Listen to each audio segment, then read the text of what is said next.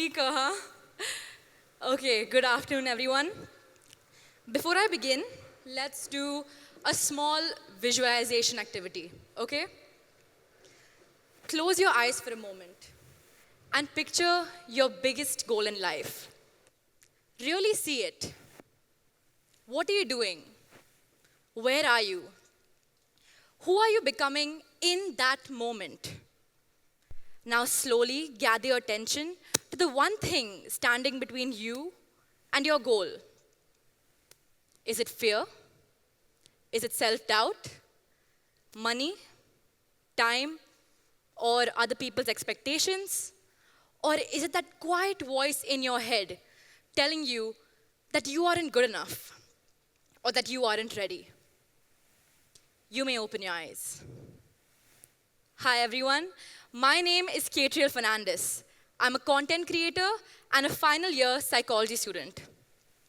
That fear or goal that you saw that was stopping you from achieving it is very relatable to me. I have lived with that feeling my entire life. Now, growing up, I did not fear the stage or did not fear people. I had a different fear. That fear was my own voice. I have something called a clutter. Not a stutter, but a clutter. Cluttering happens when your mind works faster than your mouth. Thoughts rush ahead, words overlap, and somewhere between thinking and speaking, parts of the sentence disappear. It's different to a stutter because it is more rapid and disorganized. So please do not mind if at any point during the speech I do stumble on my words. It's just me trying to remember my entire speech. A clutter affects about only 1% of people, but the reactions to it feel so much more louder than that. Growing up, I was always told, you speak too fast, you speak too loud. Can you repeat what you're saying? Because people didn't understand what I was saying. Some people laughed at me, some people mocked me, some people mimicked me. For a very long time, I thought my voice was something that I had to hide. I became very conscious. I specifically remember in school when I was younger, and if the teacher called upon me, I was so afraid that if I did stumble, would my friends laugh at me? Would I be made fun of? But one thing that you should know about me is that I am a complete extrovert. I get energized by talking to people, meeting new faces, having new experiences. Connection has always come naturally to me, which is why it was so confusing that the very thing that I loved was the very thing that held me back.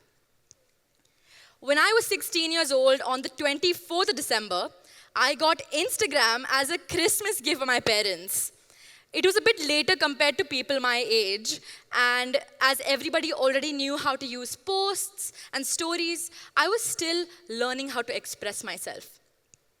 A year in, I went to my parents. I told them, Mama, Dada, I want to make my account public.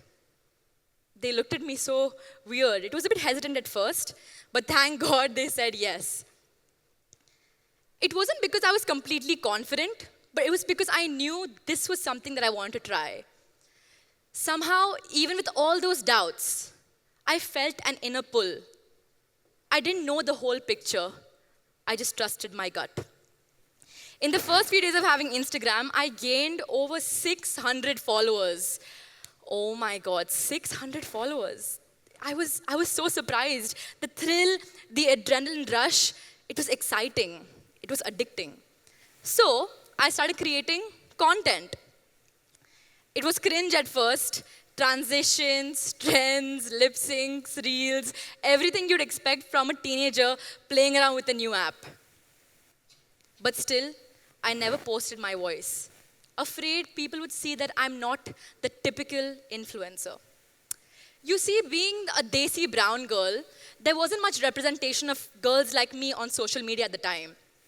The typical influencer had the perfect face, the perfect voice, perfect everything.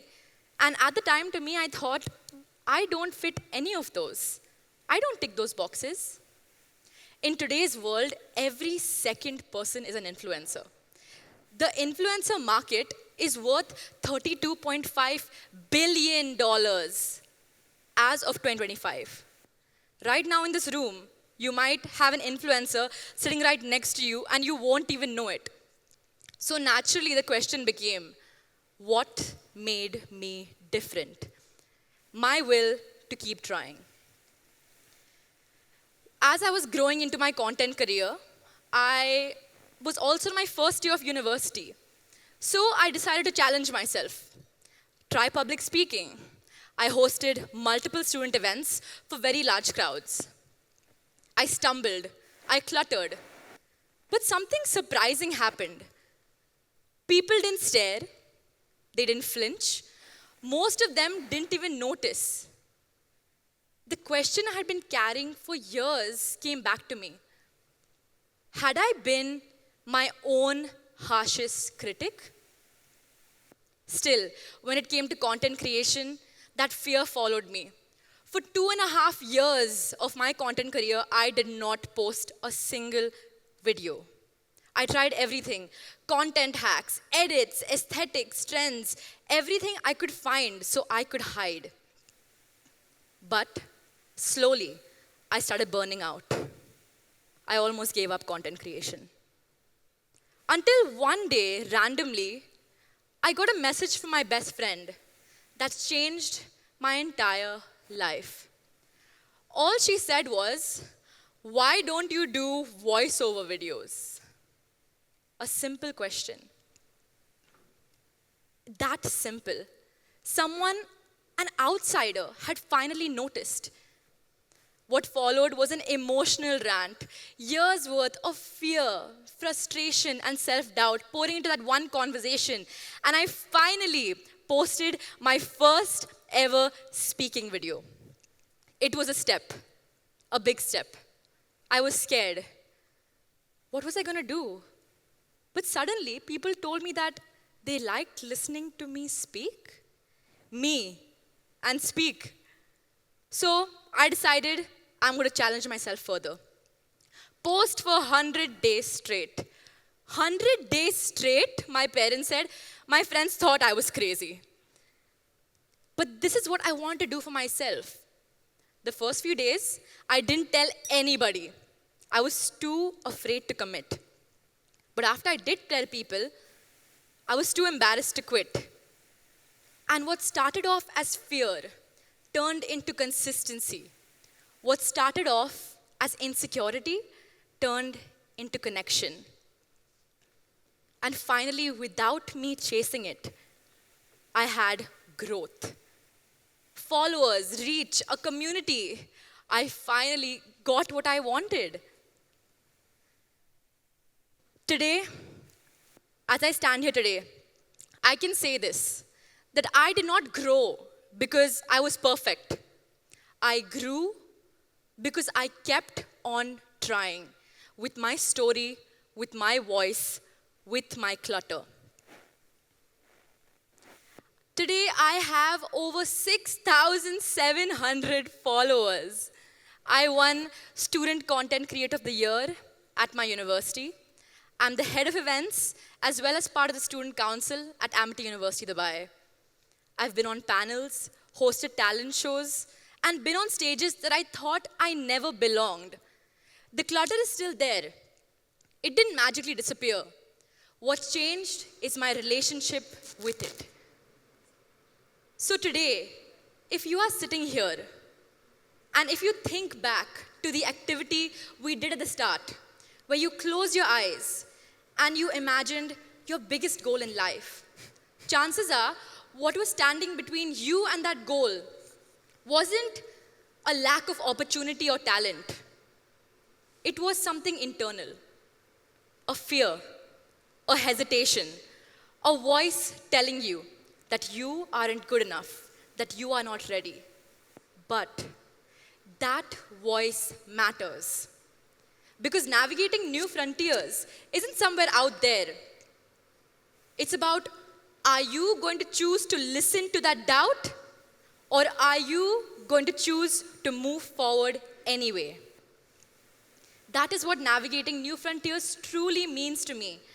It doesn't mean choosing a new path, finding something external. No. It means finding yourself, not abandoning yourself, even when the world tells you to. Even if your words aren't perfect. My compass was never external. It wasn't followers, likes, validation. No. It was that quiet voice inside me telling me to keep going, even if I am not perfect. And today, if you are sitting here thinking you aren't good enough, your story isn't strong enough, or that you don't fit the mold, remember this. The people who change the world truly and never even know that they do. So, trust your compass, even when it shakes, even when it sounds different, and even when it speaks too fast. Because your frontier isn't somewhere out there, it's already within you. My name is Katel Fernandez, and thank you so much for having me.